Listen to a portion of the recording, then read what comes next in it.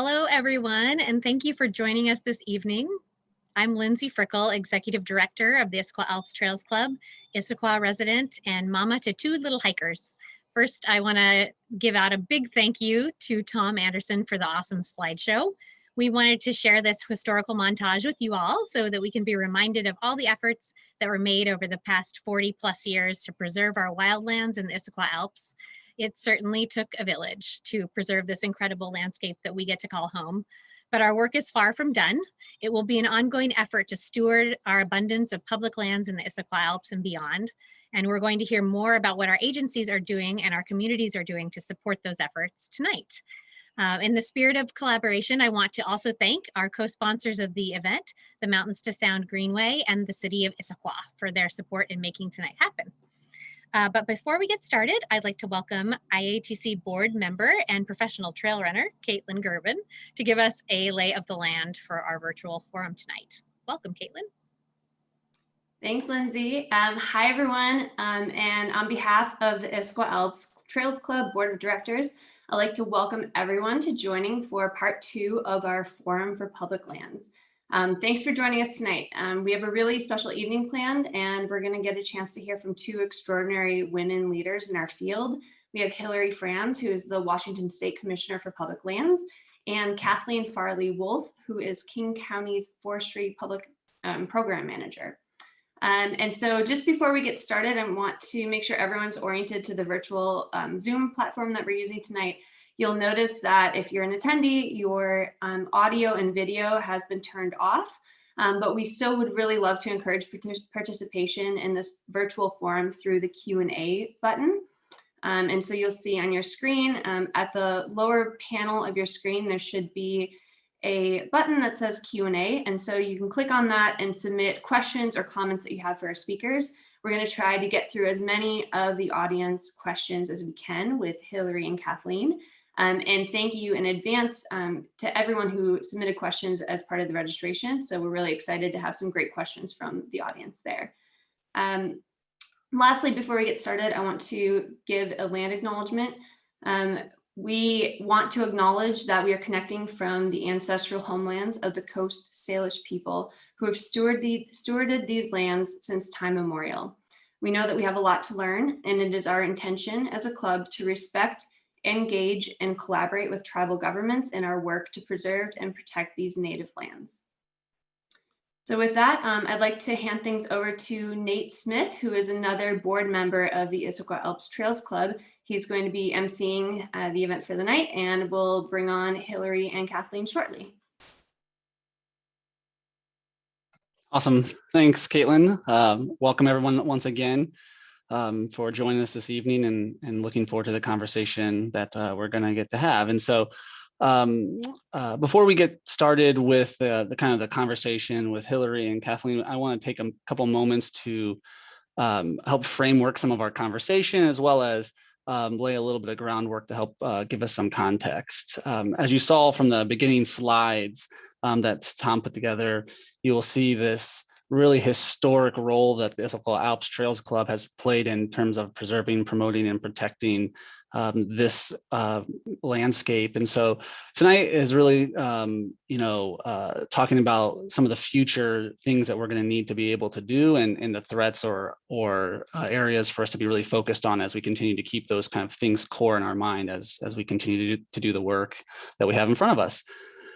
So before we go into that conversation, we have a video that we'd like to show that I think really does kind of frame some of the challenges that we face, especially here in Western Washington. And so the Seattle Times created this short video that we think is helpful to get our conversation going. So we can start with that, and then we'll come back with our panelists.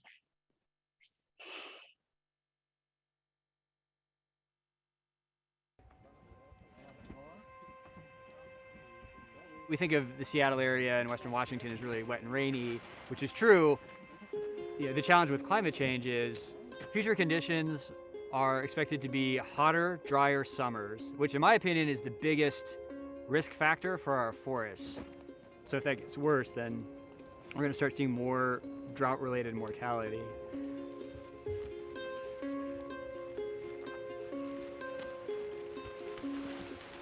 Are there ways we can work on our forests now to set them up to be successful now, but then also be more adaptive in the future conditions?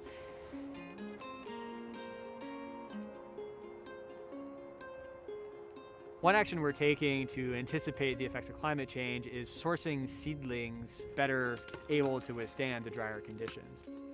So we hired a professional planting crew to plant 21,000 trees, conifer seedlings, across about 53 acres on 5 different parks. They know what species they have, and they're looking for what we call microsites, microsites where they think that individual seedling is going to be more successful. It could be as simple as whether to plant on the top of a little hill or 5 feet away at the bottom of a little divot. It can change the moisture profile.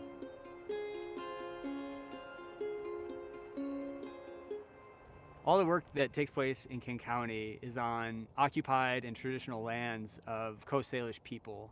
So the tribes and tribal communities who have lived in this region since time immemorial were active stewards of the forest.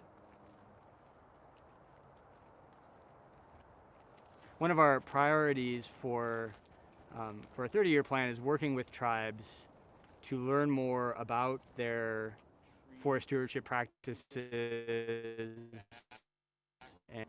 and applying what they know about forests in a way that I don't think we have done a good job of it in the past.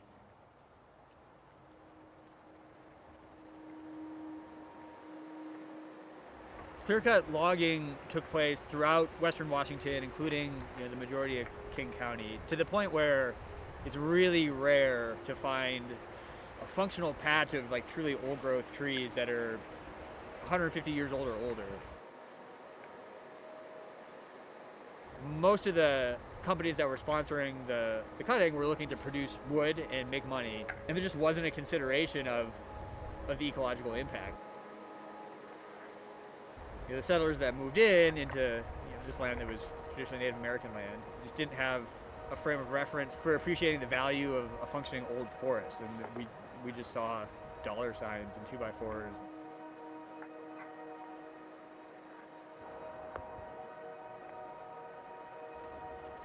King County has a lot of what we call working forest land for producing 2x4s and fiber for paper, these resources that people depend on. We want to be able to show private forest owners and other agencies ways to manage forest land for these multiple objectives. The trees we see today that we take for granted as forests don't look like the forests that were here before.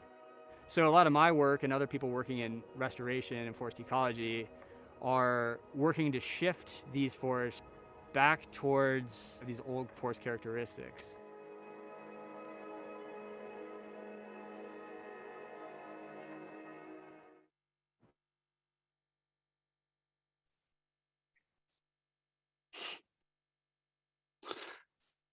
Fantastic. So we really felt like that really demonstrated some of the challenges with climate change, as well as multiple use of our forest lands and how we manage them and work together through all those variety of needs. And so we wanted to also take just a moment to provide a couple additional resources, and they're worth looking into if you've got some time and you're interested in this topic. King County just very recently this year released the 30-year Forestry Plan. And you can go into much more detail about King County's plans for the next 30 years. And you can get that in the link as well in the chat box, as well as DNR has a similar plan around forest health, which is their 2020 action plan. And we'll talk about King County's carbon program as for a reference in that plan. And you get an opportunity to really dive a little bit deeper into both agencies' plans and what they're looking to do over the next 20 and 30 years from a variety of different topics, just not just forest health, but things around salmon habitat and sustainable timber harvest and impacts of climate change and all those variety of topics. And so, I would recommend looking at those documents and get an opportunity to sort of see what agencies are working on. So, and I think that those will also be relevant for tonight's conversation as we welcome Hilary and Kathleen to join us. And so I asked for both of them to open up their cameras and join me here at this for this conversation this evening. Hope you both are doing fantastically well, and I appreciate you guys taking the time to be here. Perhaps we could start with it's a quick introduction of yourself, even though I think hopefully most folks will be aware and know who you are, as well as maybe give us a little bit of what inspires you to do the work that you do as a way to start this with lots of positivity. So Hilary, we'll start with you and then go to Kathleen. Yeah, so thanks. It's a great honor to be joining. Obviously, I always say I'd much rather be in person as an extrovert. This is like sort of, solitary confinement that's gone on way, way too long. But it's great that we can still be connecting here tonight. For those who don't know, I'm the Commissioner of Public Lands in Washington State. And in my role, I oversee basically 6 agencies under the Department of Natural Resources. I oversee management of 2.6 million acres of aquatic land. So think the entire coast, your Puget Sound, your rivers, lakes, and streams. We have a proprietary role where we have leases with ports and marinas and shellfish growers that funds salmon recovery throughout the entire state and public access to our waterways. I oversee 3 million acres of upland, so all the land that is above water, and I don't mean financially, it's just literally above water. 2 million acres of forest land, about 40% of that forest land is set aside in conservation, one of the most protected habitat conservation plans in the country. I then oversee 1 million acres of agricultural land. We're actually the largest producer of wheat in Washington State. I'm hoping to become the largest producer of wine because wine is a big thing. In addition, we have everything from Costco, Safeways, Fred Meyer's, the Edgewater Hotel. We have cell towers, many of them that King County depends on, and wind and solar projects. I also oversee second largest amount of recreation land, second to the federal government. And then I oversee the wildfire fighting agency for the state. And lastly, everything, Washington State Geology Survey. So think everything underneath the surface of the earth. We are a very volatile state. I don't mean just politically, but we are volatile when it comes to 5 live volcanoes, the threat of a big earthquake, tsunamis, and landslides, obviously. And so that's my job. And what brings me to this work, I have 25 plus years in environmental law, protection work, and land use. And, I spent my childhood growing up in the Northwest. I'm a granddaughter of a rancher and a small forest landowner out of Pierce County, and grew up loving the land and the waters that we are blessed to have here. So. Awesome. Thank you very much. Hi, everyone, and thank you so much for the invitation tonight. It's great to be here, and I'm really looking forward to this conversation. My name is Kathleen Farley Wolf. I work for the King County Department of Natural Resources and Parks, and I'm in the Water and Land Division in the program. Oh, I think we're losing Kathleen a little bit. Hopefully that's not just on my end, but I hear you great. Okay, fantastic. So we'll see if she pops back through. But Hilary, since it's just you and I, and we're all used to this whole thing, this happening. This isn't the first call that we've had these things happen in. And I know you just described a lot of things that are under your purview. How does someone in your role have the bandwidth to really be able to weigh all of the various usage or competing priorities in something that has so many different facets of viewpoints? How do you go about trying to assess something like that with so many different kind of people coming to the table or stakeholders? Well, I think the first thing that I always start from in all of the work we do, whether it's in wildfire fighting and forest health, or whether it's in geology or aquatics or our land programs. Do you want me to stop and go back to her? No, that's okay. Go ahead and finish. You can go ahead and finish, and then we'll jump back to Kathleen. Thank you. And myself personally, I start with the context of science. Everything has to be led with the frame of science. What is the science telling us? What is the science that we know, but also the changing of our climate and conditions? So that all of our work starts with the first understanding of scientifically, what do we need to do to help ensure the long-term health of our natural resources, whether it's aquatic, agriculture, forest, water resources. In addition to that, our tribal nations are first and preeminent for us in relationship. We work very, very closely with them. We have the honor to steward the lands that are their tribal treaty rights lands. And so going to them and working very closely with them to align the different policies and practices with them is key. And then I'm a big believer that we always go farther the more we go together. And the more we're having those open conversations with a broad group of stakeholders, whether it's from the environment, whether it's from recreation, whether it's our beneficiaries, our schools and our counties, whether it's the local economy and economic development opportunities, that the more we're having conversation about the issue and helping get to solutions together, the better off we will be. Yeah, there's a lot of stakeholders in those conversations. So having some of that basis for conversation, I'm sure, is absolutely helpful. Kathleen, welcome back. Thank you. We'll give this a second shot. So you want to give us a little bit about yourself and your background and your role with King County, and then Sure. maybe again what sort of inspires you to zoom into the office every day.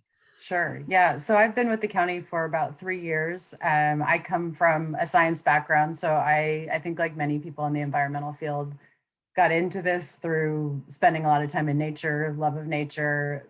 And then science really was my window to see nature in a different way and to be able to understand it in a different way, to understand why landscapes look the way they do. I sort of already had that aesthetic love of them, but try to understand why they look the way they do. So that's really my inspiration. And I think it feels like a little bit of a stock answer, but thinking about the next generation, I have a 10-year-old daughter. I think a lot about the world that she will inherit and all the other kids will inherit. And I think the video that we started with is kind of a good inspiration to think about when someone has a vision and they have that foresight. We all benefit from that today, from what people thought about 40 years ago. And so trying to be part of that. Yeah, absolutely. Can you tell us a little bit about the forestry program, kind of what you do with that and your role there?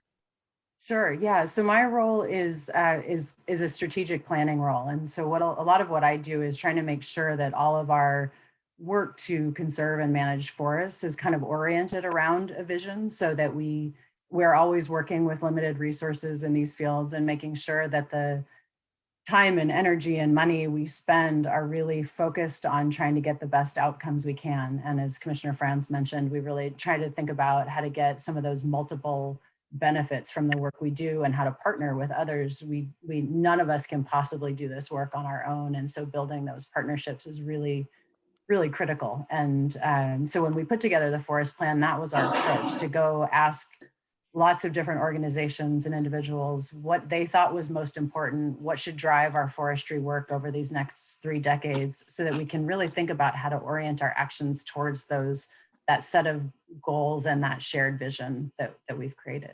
Yeah. Awesome. Thank you so very much. I'm actually going to take a pause and see if Lindsay can jump on and give us maybe a question from the audience before we move into maybe some forest resilience and climate change conversation. Sure.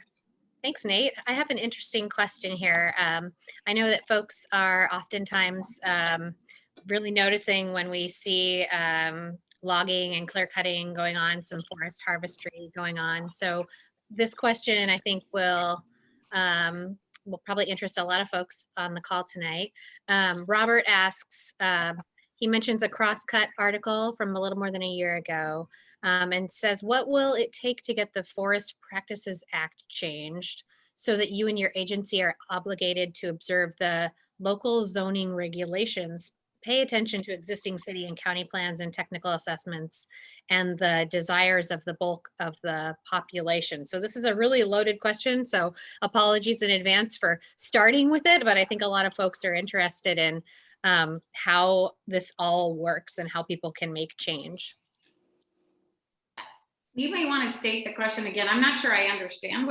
What does he want changed in the forest practices? He asks, what would it take to get the Forest Practices Act changed so that the agencies are obligated to observe local zoning regulations, pay attention to city and county plans and technical assessments, and the desires of the bulk of the population. So, I mean, are we talking about private land or are we talking about public land? That would be my first question. Okay. I mean, so currently, our Forest Practices Act recognizes, I mean, I think I need Robert to ask a little more detailed question. What he really wants to get to. That's a big question without a lot of detail. How about we hold on, Lindsay, on questions around timber harvest and that, because we do have some questions about that, and I'm sure we'll touch on some of the points, and maybe we, in the process of that, we might answer some of what Robert's looking for, as well as some clarification. So but so let's talk a little bit about just sort of the plans that not only DNR and King County have around healthy forests. And so what part of, I stated before that you kind of have an action plan and a forestry, 30-year forestry plan. What part of the kind of the plans that you're enacting do you think are the most impactful in terms of creating a healthy forest? Like, what's the best way? I know it's like a generic term, healthy forest, but what's the best way for agencies to sort of drive that forward? Who do you want to go first? Yeah, Hilary, let's start with you. Well, so we currently have a number of pretty critical plans that have been completed. First of all, in 2017, we completed the Forest Health Plan for Central and Eastern Washington, recognizing that 2.7 million acres of forests are dead and dying, and which is leading to these catastrophic fires. We set an aggressive goal, and probably one of the most significant aggressive goals, frankly, in the nation, of treating 1.25 million acres of forest, restoring the health and resiliency of these forests to fire, which naturally forests are resilient to fire if they're healthy, over the next 20 years. Half of that is, basically half of it is federal land, then private and state land and tribal land. We have been aggressively moving forward to achieve that planned goal. And fortunately, House Bill 1168 just passed the legislature, which will bring the most significant investment in forest restoration in Washington State's history. In addition, we, as you identified in the beginning, we developed the 2020 Forest Action Plan, which is really at the 40,000 foot level, facing sort of one on the forest health side. We now need to turn to the west side forest, as we're seeing 40% of our fires now every year are on the west side. And we're seeing fires earlier in the year and for longer on the west side, and what used to be known as the rainy part of the state. And so we will be diving in and developing the Forest Health Plan for the west side. In addition, that we are tackling the issue of forest conversion. We've seen 700,000 acres converted since 1973 to the early 2000s. We are going to be putting forward an aggressive plan to conserve 1 million acres of forest over the next 20 years. Much of that you will see in the west side, just because that it is at most threat of conversion, and being able to bring that into either conservation easement or bringing it into public ownership. I think our habitat conservation plan is probably one of the most protective, like I said, in the nation, with 40% of our forests being set aside for multiple species benefits. In addition to, I'd say our other most key plan that we are putting forward and have completed is the climate resilience plan that looks at all 6 million acres of land that we manage, and what we're seeing in the change of those lands and waters, and where it is today and where it's going to be 20 years from now, and how do we start to manage those with a recognition and understanding of the climate impacts, and then bringing that out to the entire state, recognizing that the 6 million acres of our land we manage is in all 30 counties and representative of the whole state. Mm-hmm. Oh, good. Thank you so much, Hilary. Kathleen, I think that you have a slightly different lens of work, just from a size and scope perspective, and being our local King County, forestry person. So can you give us a little bit about, that same sort of answer to your viewpoint on forestry health here in King County? Sure. Yeah. And, in some ways it is a very different scope, but we have lots of kinds of similar initiatives. We also have a strategic climate action plan that was just updated recently. And our forest plan, we really tried to make sure we were aligned with some of these other initiatives so that they're all kind of working towards the same goals. And so similar to DNR, a big focus on trying to maintain the forests that we have in King County. We have a land conservation initiative, which has identified 65,000 acres of high priority lands that we want to conserve within a generation in King County. And the forest plan is very much aligned with that. So when we're looking at parts of the forest plan that say, well, we need to improve riparian forests or upland forests for salmon habitat, we're coordinating with the Land Conservation Initiative to really identify those areas where we can have the most impact. We also have recently released, I think it was in December, the Clean Water Healthy Habitat, which is a kind of a way to bring all these different plans and initiatives together. So it's the kind of umbrella plan that allows us to say, how can, as a county, all of these different divisions and departments, how can we all sort of orient our work in ways that can get us towards these outcomes of clean water and healthy habitat across the county. So that kind of helps bring a lot of the different plans together. And then as we develop new plans like the forest plan, we really try to be aware of existing plans and making sure we're kind of putting our resources together so that we can achieve those outcomes and do more with our time and energy and resources. Yeah, absolutely. And I wonder how this sort of fits in for both, not only King County, but for DNR. Kathleen and I met a couple years ago when she was working through a project around forest sequestration as a climate change or strategy for forest health and what the future holds. And so for folks who don't know what that means, I'd be interested if Kathleen, if you could tell us a little bit about what that's all about, and then maybe Hilary, if how that impacts the work that you're doing at the state level. Sure. Yeah, we developed a forest carbon program. We've been working on it for a number of years, and it's been a few years running to get it up and running. But it essentially looks. We think of our acquisitions of forest land as essentially taking those forests off the pathway they would have been on, which is typically harvest in preparation for rural residential development or commercial timber harvest, and putting those on a conservation pathway instead.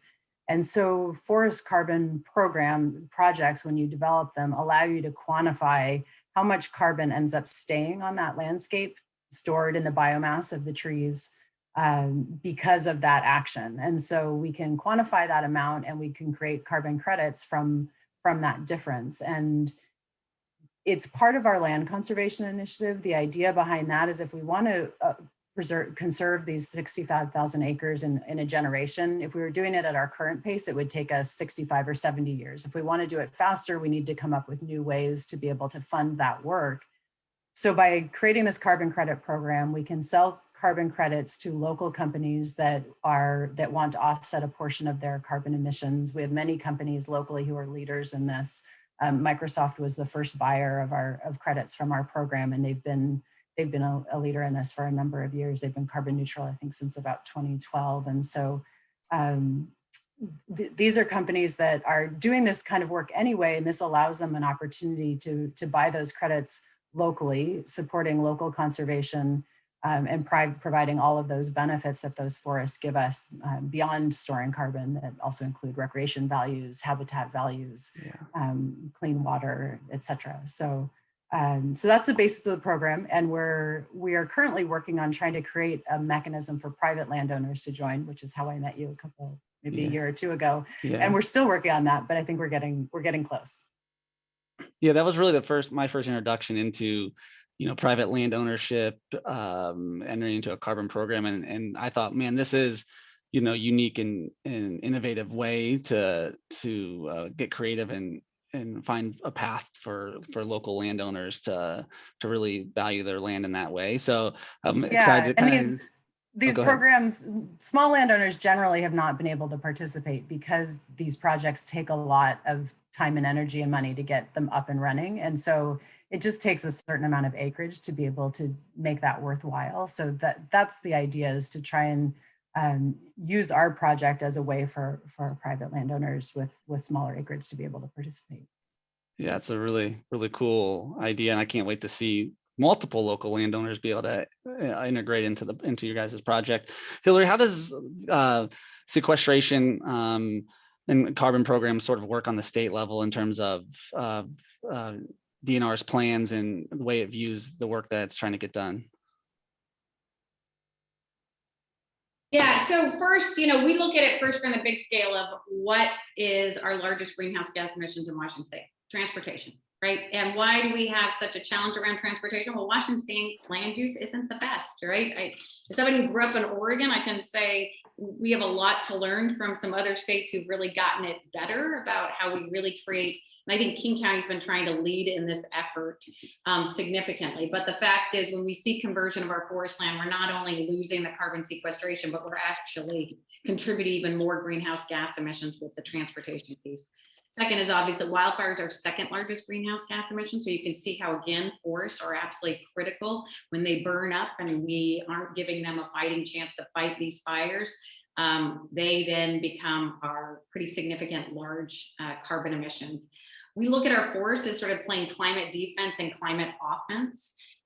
We have completed an inventory of the entire state's forests as to their carbon sequestration value. And I don't mean just state lands, but I mean tribal, private, state, and federal lands. The difference between east side and west side as to the carbon sequestration value and different locations. We have also we know that we currently did not have a funding mechanism at the state level, as we all know, unlike California. But fortunately, with the Climate Commitment Act, we now have a new sort of law of the land that actually will help finally bring value in the right way for carbon emission reduction as well as sequestration. We worked on the language in there. I'll be honest that in the beginning, forests weren't really valued and seen as being as valuable in the context. Transportation continues to sort of get the big focus, and clean energy. And I think of all places, the evergreen state, our forests should be seen as first, prominent, and most central to the fight against climate change. We look at it from a multi-benefit component, not only in the sense of I always say that like not all forests are the same. We have our old growth forests, we have our conservation forests. Those are the lands that have the conservation have been set aside for marble murrelet, spotted owl, salmon, multiple different species. And then we have our working forests, and both are absolutely critical. We need both of them for our state. And so we are working to make sure that the investments that are coming out of the new act will actually be benefiting both of those areas. I think too often, and there's been some push about the context of us not having working forests, but just having conservation forests. The beauty of COVID is I now know where everybody lives. I know exactly the built environment they live in. And, the good thing is we're seeing that, wood is the most sustainable building product we have, more sustainable than concrete and steel. And the most sustainable thing we can be doing is growing our own wood products that we have right here. One, we have the most stringent forest practices, frankly, in the nation. Jerry Franklin helped develop them and subscribe to it. Two, when we go and are not growing our own wood product here for us to use, we're shipping it from somewhere else that may have less protections or forest practice regulations. But on top of that, we now are increasing the greenhouse gas emissions with the trucking. I think Sweden is a good model, not perfect on every way, but they have really moved to sort of this approach of really sort of the wooden city, the wooden neighborhood. How do we create zoning laws that promote the use of wood and make it, because they have wood that's readily available right there, and having different types of forests. And my hope is to move our state as the evergreen state from being a some more value, some more working forests, some more conservation forests, right? And that we're not sort of coming from a philosophy of less, because frankly, we must be really valuing these forests for its multiple benefits given climate change. Yeah, it goes back to speaking to that, the multi-use of our forest lands and how to balance all the competing priorities and user groups and stakeholders there. I know Lindsay has a question from somebody that's on the call with us that we'd like to have answered. So. Yes, this is from Monica. She says, I am a geologist and appreciate the focus on a scientific viewpoint on land issues, but I would like to hear the viewpoint of our tribal people on the land and what it means for our wellness. And so maybe to turn that a bit into a question at the end, how does, maybe we can go with Kathleen first from a King County perspective. How do you interact with our tribal communities within the work that you're doing, and then Hilary, you've mentioned it several times, but we can probably dive a little bit deeper into how the state does the same. Yeah, I think I'll probably focus mostly on the forest plan that's maybe most relevant to this conversation, and that's we have government to government relations with tribes that have tribal treaty rights in King County, and so we interacted with those tribes and worked to get their input on what their priorities were, what they thought should go into the forest plan. How they wanted to contribute to this vision, what goals they saw as important, and what strategies they saw as important. And so we were able to get that from different tribes, and that helped help us really shape the plan. One of the things that's in there actually came up in the video that my colleague Paul was in, that you started with, just mentioning that I think we still have a lot of work to do of really understanding in Western Washington, generally in King County, tribal management of forests and how we can learn from that as we think about how we want to manage in the future. And so that is actually an action in the plan that was based on tribal input, that we heard that we should do more to better understand management by Coast Salish people and think about how we can apply that to our current day management, and also do a better job just disseminating that information and help turn that into kind of educational resources so that we can all better understand how these forests were managed. Yeah, thanks. It is, trying to get all those kind of feedback and put it into the plan and ask the questions and learn from it. So appreciate to hear kind of what King County is doing. And Hilary, can you give us maybe a little bit about how, from your position and the role that you play, how do you work with a variety of tribal nations and the variety of aspects that you've already laid out? Yeah, so first I would say we have a memorandum of agreement with almost every tribe that allows them and enables them to have access to all of our, largely all of our public lands for cultural resources, hunting, and so that's an agreement they have where they actually have keys to the land in a way that respects their tribal treaty rights, their cultural resources. In addition to that, our forest practices follows the Forest and Fish Agreement that goes way back to when Billy Frank was alive, and really sort of trying to end sort of that context of the timber and salmon wars, where the head leadership of the timber and the head leadership of our tribes came together and said, there's a better way than going to war. In that, our forest practices and the rules that are set have tribal leadership at the table, and they're very much engaged in helping develop those rules. In addition to that, every project we do, whether it's a lease on our agricultural lands or our commercial lands, or it's a timber sale, is sent to our tribes, where they comment and engage and provide any of their concerns, issues. I'd say one of the most significant issues facing our tribe, besides the typical conversation around salmon and salmon recovery, which has been a pretty significant, challenging issue that I've worked on myself for over 25 years, is one of the things that's happened because of COVID is we have more and more people going onto our public lands than ever before. It seems like a great thing. We want people to get outdoors and enjoy the outdoors. We're seeing more conflict though between those recreation users and our tribal treaty rights, and their access to hunting and gathering and cultural resources. Our tribes tend to be very much very interested in us holding onto and managing the lands we've had, our timber and agricultural lands, the way we have, and trying to reduce that kind of intensity of use by the public. So you can see this is a challenging issue. It's not an easily solvable issue. And we're going to be having to work really hard at making sure we're respecting our tribal treaty rights with the increased intensity and desire around our public lands.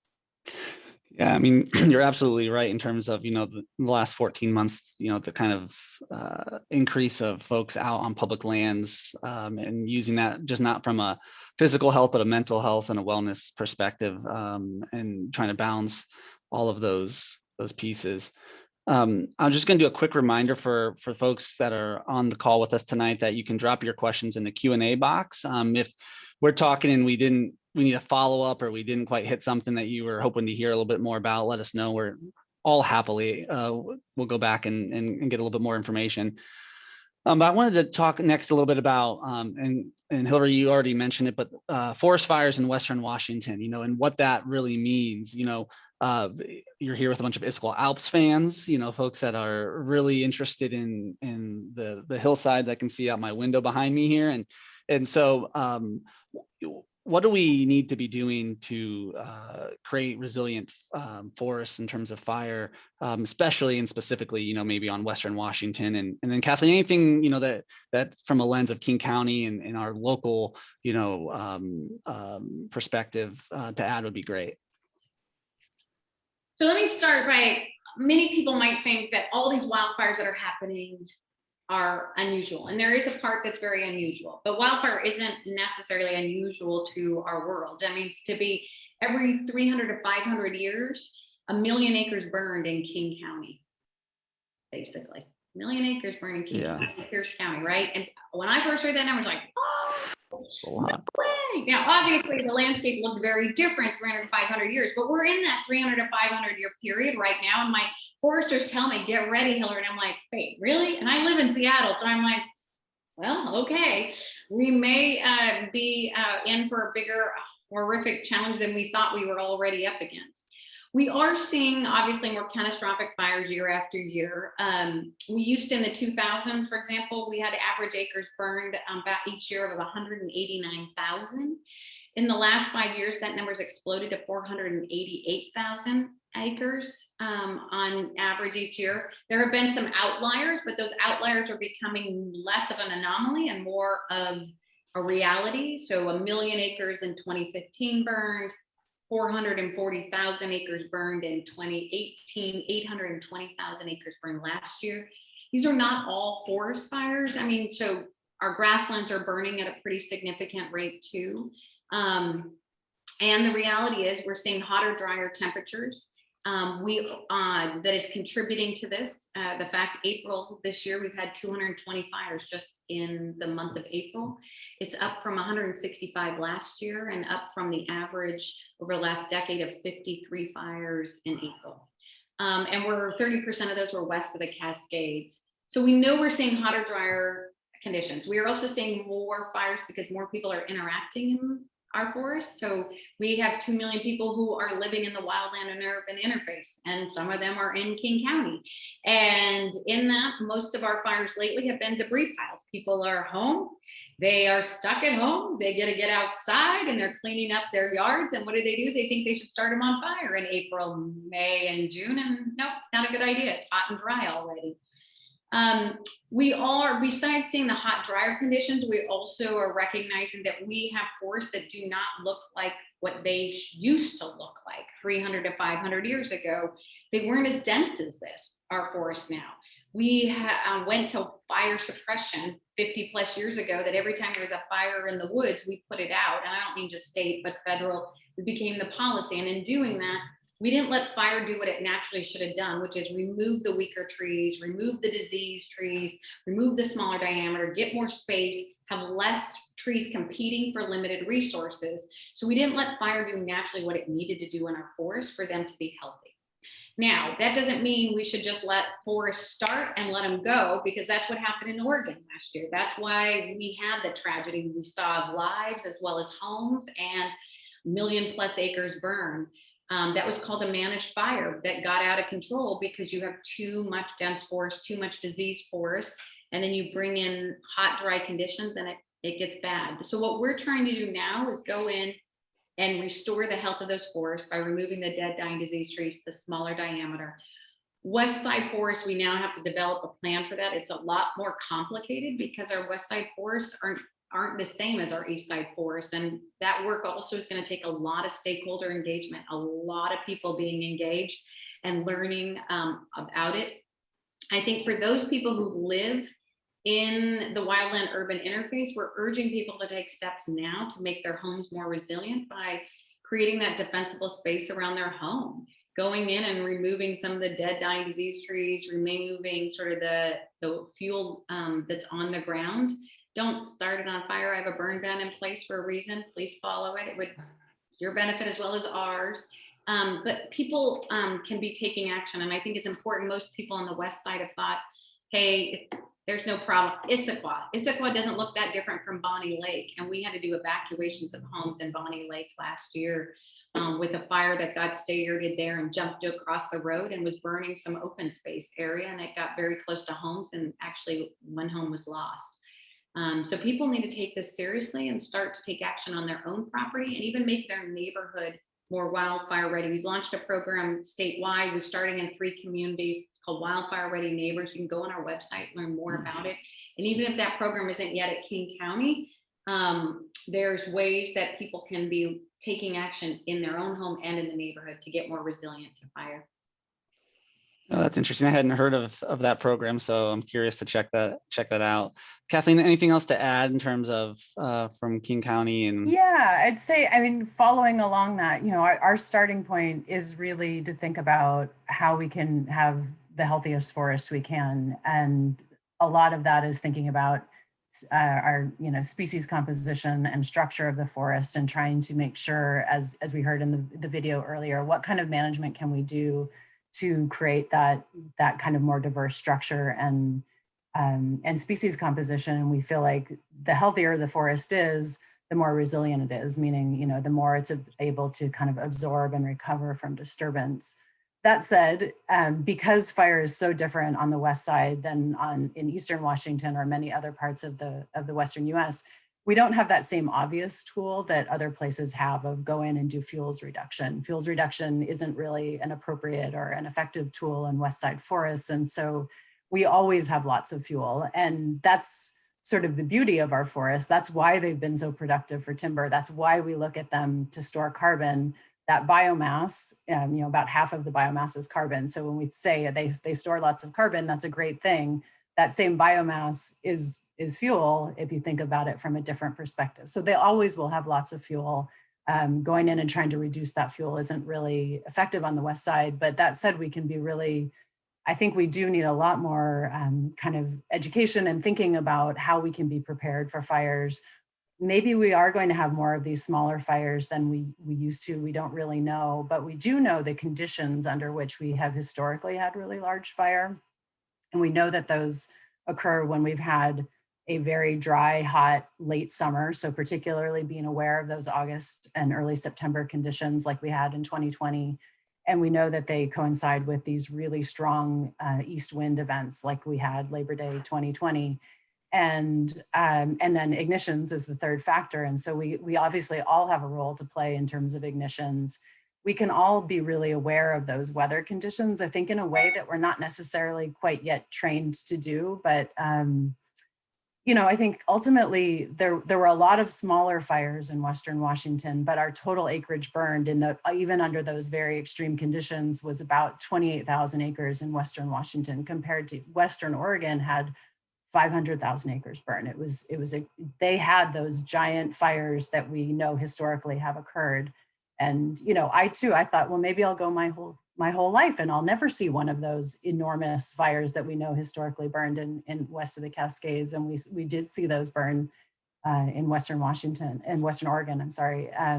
And I think there's a lot to learn, particularly on the side of evacuation. You know, people weren't prepared and didn't know that they needed to get out. People went to bed and turned their cell phones off. And, you know, the Beachy Creek fire that burned east of Salem went from 500 acres a few days before Labor Day to 130,000 the day after. So it's just an extraordinary speed with these fires can grow so quickly. And anyone living in the wildland urban interface in that space where housing meets up against the forest really should have an evacuation plan and be prepared to leave under those extreme fire conditions. So King County is right now working on a wildfire strategy. It's part of our strategic climate action plan. It's also part of our forest plan.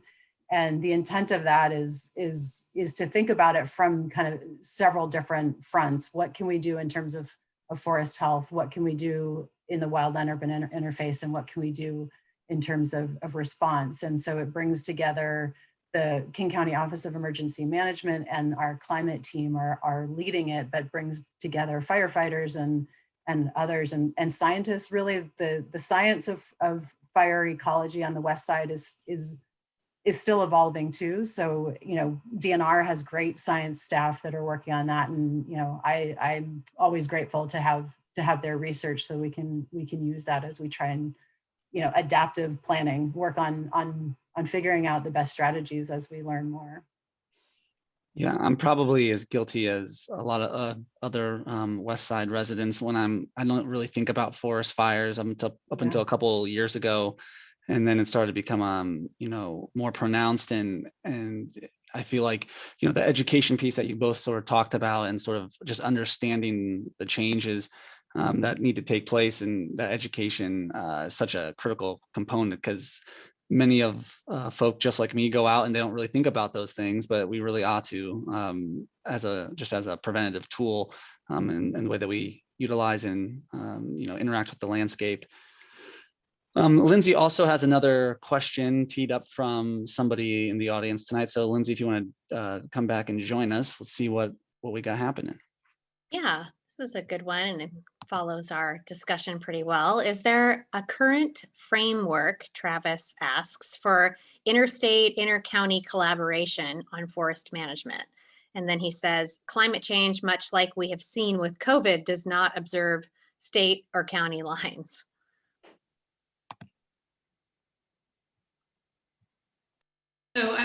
So is this sort of, I'll start with the forest health. So on our forest health plan, we are taking a watershed approach, and we're not taking an ownership approach.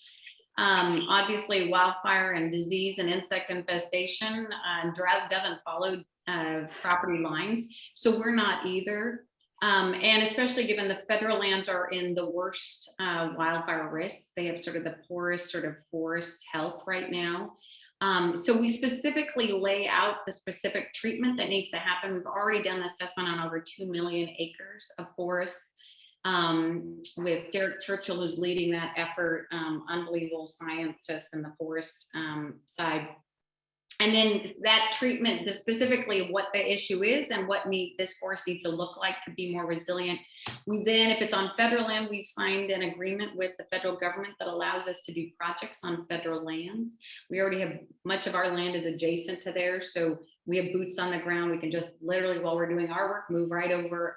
Therefore, we're also connecting the forest in a better way than just thinking of it as property lines. On small forest landowner, we have our small forest landowner assistance program, and with the new bill that got passed, 1168, that we worked hard on, we'll have more resources, but we're also creating sort of a one-stop shop for our small forest landowners who definitely need help and get more resources. Right now, it's sort of a 75% invest cost share we provide. In some cases, we need it to be 100, but we also have more resources to help the small forest landowners. Tribes have asked for our help and assistance as well, not only on the funding side, but also bringing them resources to help them be able to help their land become even more resilient to fire as well. Yeah, I'd say for King County, we're obviously in a little bit of a different position, kind of in terms of what our jurisdiction is, but we also took the approach with the forest plan of it was an early discussion. Should this be really just about King County as a government entity and the land we manage, or should it be something broader? And we went out and asked a lot of partners that we work with what they thought and what they thought would be the best approach. And we heard that it would be valuable to have a plan that was across ownerships, that really tried to pull in the views of a lot of different landowners, public and private, and try and have kind of a collective vision that we're working towards. So it was a good opportunity for us to sit down with staff from DNR, with staff from US Forest Service, and to hear from private landowners, and as well as lots of other organizations that work on managing the forests in King County.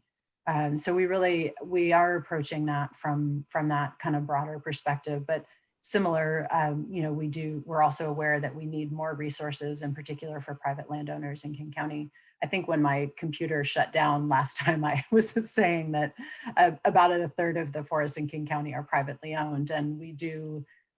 Our team works a lot with those private landowners. Other organizations like King Conservation District do a lot of work with private landowners, and that includes, stewardship planning and education and cost share. But we know we need more. We need more of all of that, and those things do all show up in the forest plan, but our work's in progress. And we have incentive programs as well, but we also, the forest carbon program is one of those that we're trying to create additional incentives for forest landowners to keep that land forested and to be able to have the resources to manage it in a way that it can remain healthy. And one thing I'll just add, because I can't miss this, is it's interesting. We now have fire districts that are actually stepping up and are part of our forest health work. As many of you know, they're the ones on the front lines of fires, like our firefighters, and they see it with their own eyes, sort of even before the fires start, of where fires are likely to be, where they keep happening. And so part of our Wildfire Ready Neighbors, which, like I said, is launched in 3 counties, and now with the investment from the legislature, we'll be able to expand it to more counties. Besides conservation districts being a key partner with us, our fire districts are as well. And so oftentimes their firefighters are actually out there doing the work when they're not fighting fires, similar to our firefighters. When the season, isn't heated up, or they've got the time. I think one last thing I think that's really important in House Bill 1168, which we passed, which was the Wildfire Response, Forest Restoration, Community Resilience Bill. There's a whole workforce development piece in that. One of the things that we've been struggling with is finding the workforce that is trained in the area of forest science and fire science. And I know we're not alone in this. And so this really sort of helps, especially since we have this workforce gap. I mean, we've got this high unemployment because of COVID, yet we've got jobs that we can't fill. And now with the investments that are coming from the legislature, we'll have even more jobs we can't fill. So there's a key part in there that's about K through 12, natural resource education, as well as community college, technical college. We partnered with labor in an apprenticeship program as well to expand people's expertise and experience in forestry. Yeah, it's really interesting, sort of just not the short term impacts, but the long-term training the next generation and bringing the expertise into agencies to be able to provide the technical knowledge to be able to do our best to manage the forest that we have. I did want to do a quick follow-up, Hilary, and I want to see if I got this right. We first mentioned that the lands that are maybe in the worst shape are federal land in the state. Did I catch that right? And if so, why would that be the case? Why is it that maybe our federal lands that's bordering all these other managed lands are in the worst shape? So when I say it, let me be clear. So it's when we did the assessment on the forest, Central and Eastern Washington, right, for our forest health plan, because they're the ones that have been seeing the most significant amount of fires, which of course we're experiencing very much on the west side, the smoke, but we're also seeing the changing of our own forest ecology.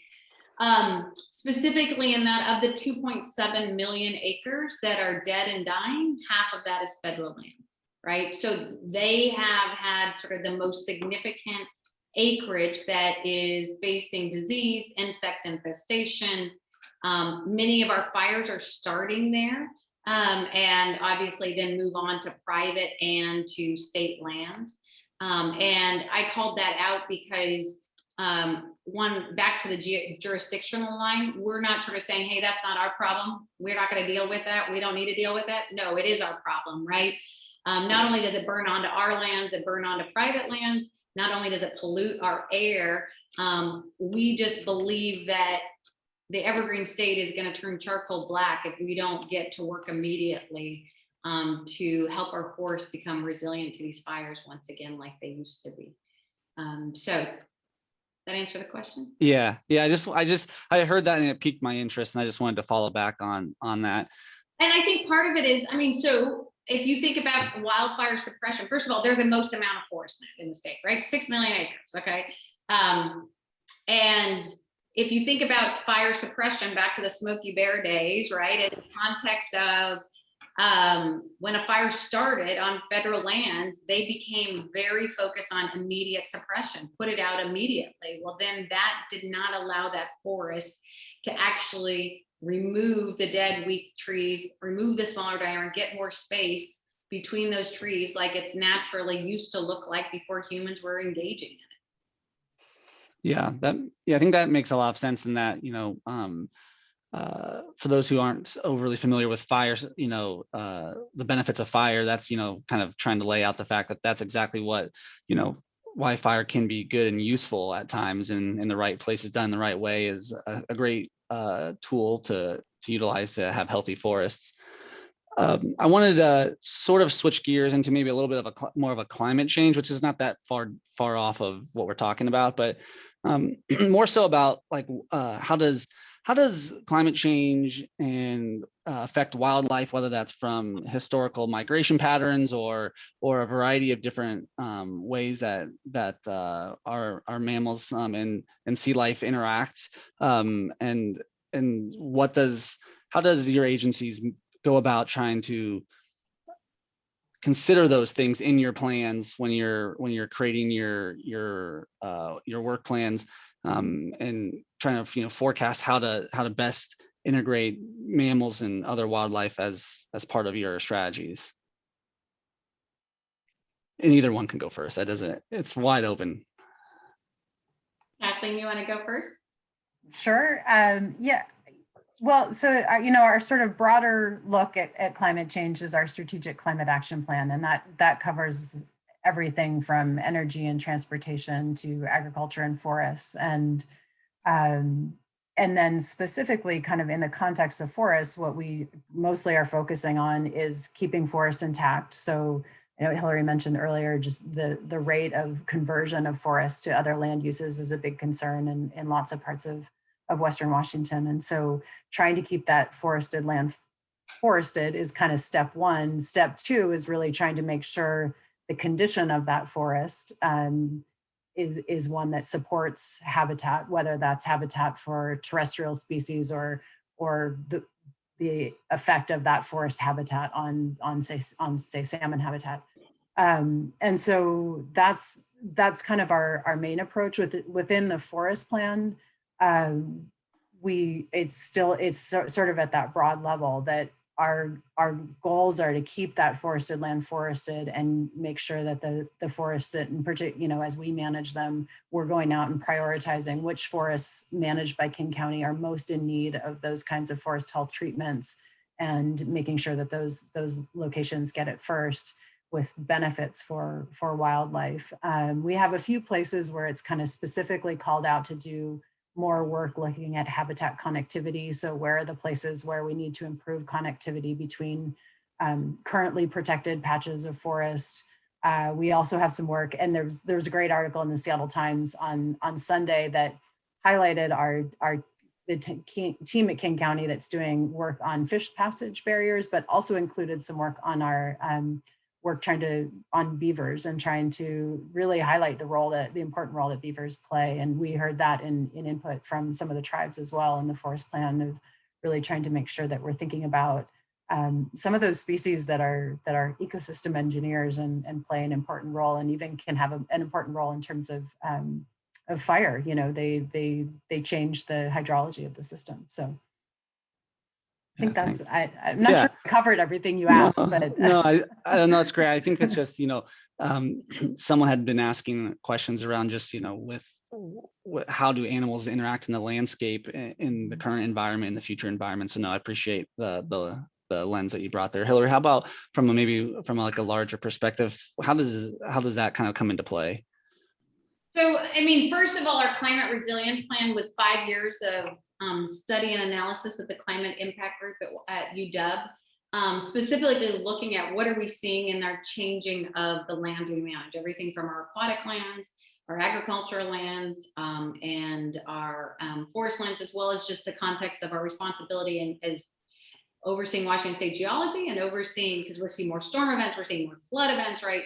So within that, we are bringing that understanding of the changing condition that climate is bringing to those different land uses, and having it be informing our decisions as we go forward. Everything from the trees we're planting today, because we actually have the largest state tree nursery, right? And we're seeing a change in where trees should be planted where. And so all of that is informed by the climate resilience plan. In addition, like I said, our habitat conservation plan was that multiple species plan that is sets aside over 40% of our land basically in conservation for the multiple species benefits. And that is very much about looking at where their nesting habitat is, where our salmon habitat is, and making sure those lands are sort of conserved and set aside for full protection of them. In addition to that, we have already removed all of the culverts that we had on state lands, with the exception of one that is, we just got funding. It's not in a forest area, but it's out on, it's Whiteman Cove out in sort of the Lake Bay area. So we have one more remaining that fortunately we've been able to get the funding from the legislature to begin that design work, but we have been actively engaged in helping ensure that on our lands that we remove the fish passage barriers, as well as helping the private landowners, everything from our small forest landowner to large, and they have been sort of leading that charge on the private side.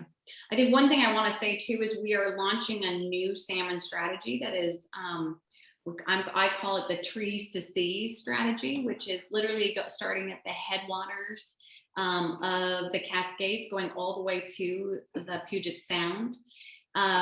We are specifically starting in watersheds that have really are in a critical watershed for Chinook, which we know is an indicator species for orca, and so many of our other critical fish. But in addition to that, we also are looking at watersheds that are at a tipping point where they're not so far gone that it's going to take 20 years of massive investment, and focusing an effort that is going to like literally knit, kind of like we did with Forest Health, with being agnostic to property lines, do the same thing in a watershed where we're knitting.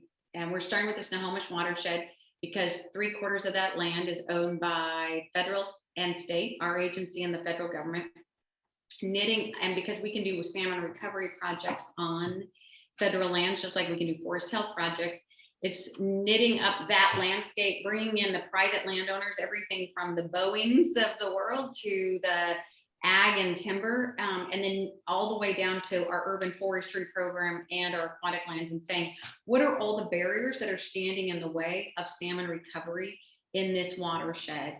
And let's bring the full breadth of our agency and the other agencies, local and federal, as well as the private sector, to knock down each one of those barriers in a pretty aggressive, fast-paced approach, and to see if we can start to make a pretty significant trajectory. I mean, too often when it comes to the Puget Sound and salmon recovery, we tend to take a little bit of money. It may seem like a lot, but it's a little bit of money, and we spread it really thin in many, many, many watersheds. So we don't actually really get to see the full effect of what restoration of an entire watershed could look like for salmon, and what does it mean for actually recovering that watershed. Will be then Puyallup is and the Nisqually are the next two that we'll be looking at. Sorry, King County, but it all connects. King County's already leading so much in salmon recovery. So, but yeah, that's I think that's a key part of how we knit the landscape up, and we knit it for critical species, especially our salmon.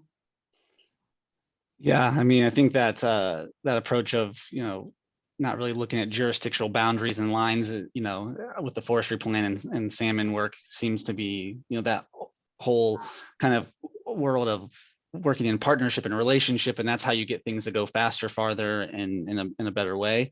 I did want to circle back a little bit to the question that we sort of asked at the very top of this, which was more around kind of logging and harvesting. I don't necessarily have a specific question, but what I would say is maybe if we could take a few minutes around maybe some education of that, because I think, for folks who, are coming to a conversation for the first time around logging, the gut reaction is like, this is a terrible thing. And so maybe if we could spend a few minutes just talking about it and more of like an educational sense for folks who are just starting to kind of lean into that conversation. So Kathleen, I don't know if you have a couple of thoughts you might be able to share with us on that.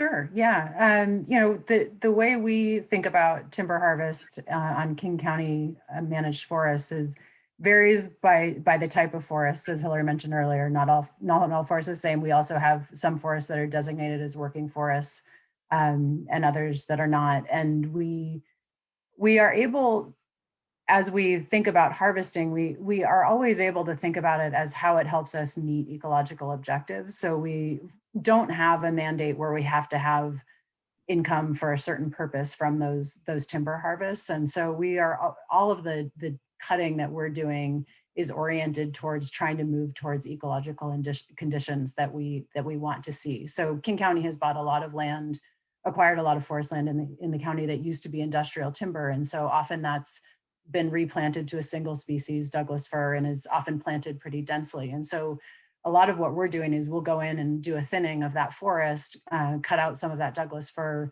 but then we'll go back in and plant other species. So we're ending up with a forest that has more diverse species, more diverse structure.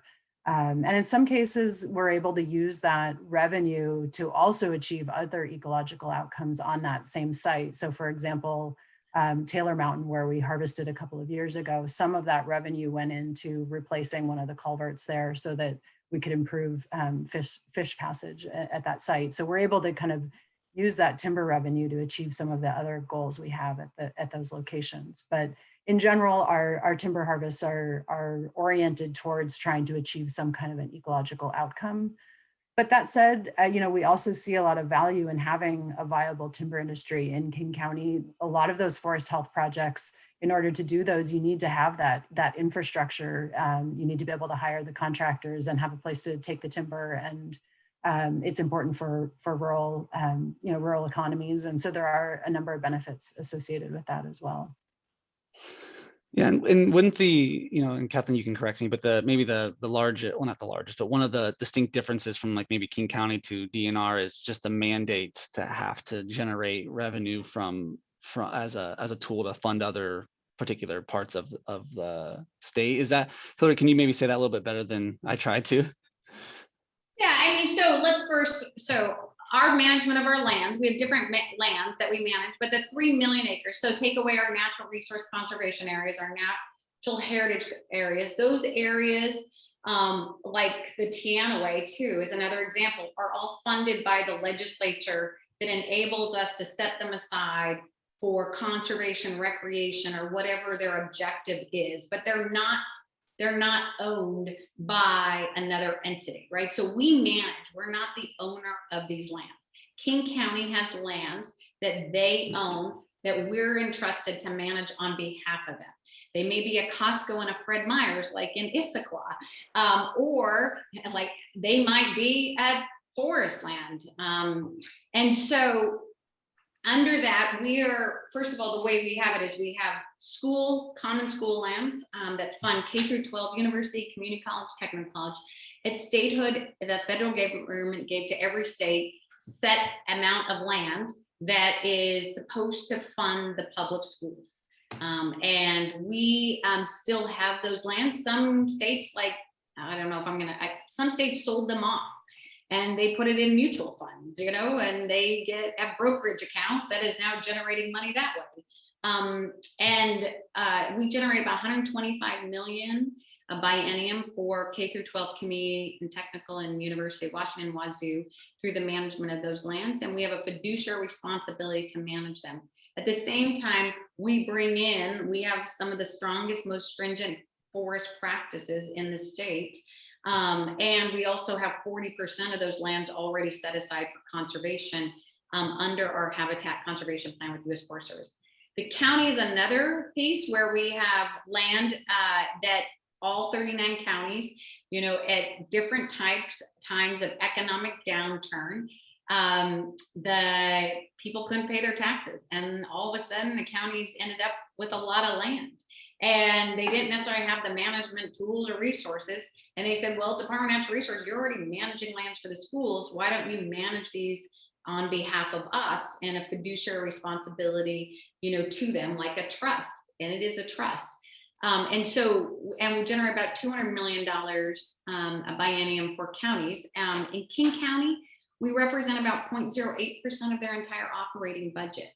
We're tiny. They've got a very diverse economic base. In many other counties, we're 40% of their operating budget. We used to be 80%, and there's not been a backfill of that. And these are some of the communities that are the very high generational poverty, housing and homelessness, unemployment, joblessness, health and human services limited, public safety, right, including fire, and they're on the front lines of fire. So we are a key part of that. We do have the ability to buy and sell the land we have. So one of the things we've been trying to do is we have land that isn't generating very much value. It's landlocked, where I might have a rancher and we're sort of the donut hole in the middle. And that means I can only lease that land to him because nobody else has access to it. Well, I can't make much money on that, right? And some of our grazing land, we make about $1.43 an acre. It's tiny. We've been trying to actually remove those lower performing or not very valuable for ecological or economic off and use that to buy more land that is high value forest or agricultural land that is adjacent to ours, so we can create more of a buffer for these conversion, the lands that are most threatened by conversion. And in addition to that, we're expanding into clean energy. Our wind and solar, we're generating about $1,100 to $1,400 an acre for those lands. I'll tell you, wine is a really good thing. We're making about $1,100 an acre. And we're also preventing those lands from being converted into subdivisions as a result, not just our lands, but when we prove them valuable for agriculture, then it has a return also for value for the neighboring private properties and keeping them in agriculture working forest and keeping the infrastructure, whether it's processing facilities or mills, alive so that they don't go under, and then therefore we can't even protect our own forests here from being converted. I really appreciate kind of laying that out, because I think that it's such a multi-diverse issue. It's not just as simple as it might seem. And so I appreciate kind of the larger scope of that. We only have a few minutes left before we're supposed to wrap up, and I'd be remiss if I didn't give you each a minute or so to try to add a couple additional thoughts for something that either you wanted to add that we didn't get to, or something else that you just think would be a fun way to end this. So maybe about like a minute apiece, and then we'll finish up. And Kathleen, I'll send it to you first. All right. Well, I think initially there was a question about kind of what organizations like the Issaquah Alps Trails Club can do. And so maybe that's a good one to get back to. And I think first just to recognize the really important role that this organization has played. Mountains to Sound Greenway Trust, I know, is a co-sponsor tonight, also a really important partner for us, and gave a lot of great input to us in developing the forest plan. And so I think just recognizing that it takes all of these organizations working together to get this work done. And I think in particular, Issaquah Alps Trails Club continuing to play that role, both in stewardship and advocacy. And for us, I know some of my coworkers recently did a field trip with the club, trying to explain, why are we cutting these gaps out at Cougar Mountain and what's the purpose of that? And when we can go and explain that to people on a field trip, that gives us an opportunity for more people to understand why are we doing that kind of work and what is that, how is that stewardship? And then that information can get passed on to others. And I think that's really critical. I think also the piece of just, we also heard some of that input about this conflict between increasing levels of recreation and the ability to provide some of the tribal treaty rights. And so organizations like this, I think, are so critical in helping people to really kind of think about how they use the land and what kind of impact we have through recreation and how we can lessen that impact and make sure we're being more stewards and less on the negative impact. So I think I'd leave it at that. Yeah. Kathleen, I appreciate you bringing it back to the club, because that's what we're here for. So thanks for doing that. I missed that, so I appreciate it. Hilary, anything else you'd like to add before we wrap up tonight? No, I think one of the things we're about to launch, we launched sort of a pretty significant campaign to develop a forest health plan, a wildfire strategic plan back in 2017 when I first stepped into this role. It's taken us 4 years to get a pretty significant, the largest investment in Washington State's history, frankly, in our forest and also in wildfire response to sort of prevent the evergreen state turning charcoal black, as I say.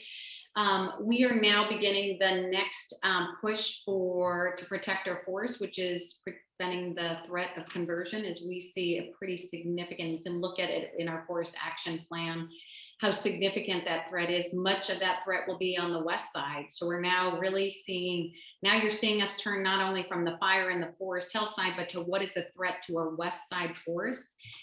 Within that, we're going to need people's engagement. We're going to need people raising the value of our forest to the legislature for funding and support. And I'm saying a pretty significant amount of funding and support. We're going to need the work in how we connect up with the recreation and provide more access for people to our lands, but at the same time being very respectful of our tribal treaty rights and the importance of the wildlife that depends on it. And it's organizations like Issaquah Alps and Mountain Sound Greenway and so many others that are so critical in making that work successful. So looking forward to working with everybody on that. Yeah, awesome. I thank you very much both for being here and spending some time with us on what is a beautiful Friday night. And so hopefully you guys can enjoy the rest of your evening and your weekend. And before we finish this off, I want to pass it back to Lindsay for some final thoughts. Thank you so much. It's been fun. Thank you so much, Commissioner Franz, and thank you so much, Kathleen Wolf. I want to, just before we wrap it up tonight, thank Nate, our host, and Hilary and Kathleen again. Also, thank you so much to Caitlin for joining us and presenting tonight. And a huge thank you to our wonderful committee volunteers, and Suzanne, Lizzie, and Carissa. We definitely could not have pulled off these two live events, virtual events without you. So thank you so much for all your hard work. There are many ways to get involved in our community and support the work of healthy forestry in Washington and in the Issaquah Alps. So please join our community of public lands advocates. Our in-person volunteer and hiking programs are just starting up again next month. So you can join us for a free guided hike, or a green Issaquah restoration event, or a volunteer to adopt a trail. You can see the link in the chat to peruse the Issaquah Alps community and volunteer opportunities that will be going on this summer. And of course, you can stay up to date on everything happening in the Issaquah Alps by following us on Facebook, Instagram, and Twitter, and signing up for our monthly e-newsletter for information about upcoming events and opportunities to advocate for our public lands. So thank you again so much to everyone who's participated tonight and all of our audience members who joined us. I hope to see you all in the Issaquah Alps very soon, and happy trails.